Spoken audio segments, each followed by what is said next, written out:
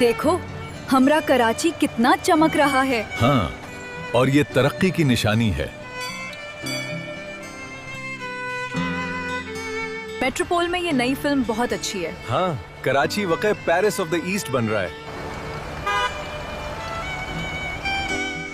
रास्ता खोलो, कब तक यहाँ फांसे रहेंगे? भाई साइड पे हो जाओ थोड़ा। आज कराची अपनी पहचान खो रहा है। जो शहर पूरे मुल्क को पालता है, वो खुद एक एक नवाले और एक एक कतरे को तरस रहा है।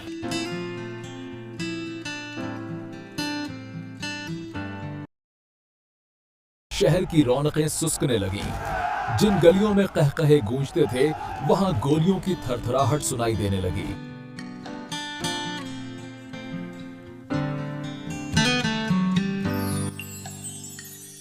नॉरिशन, कराची अब भी सांस ले रहा है, मगर बेमुश्किल से। ये शहर अब भी सबको समेटता है,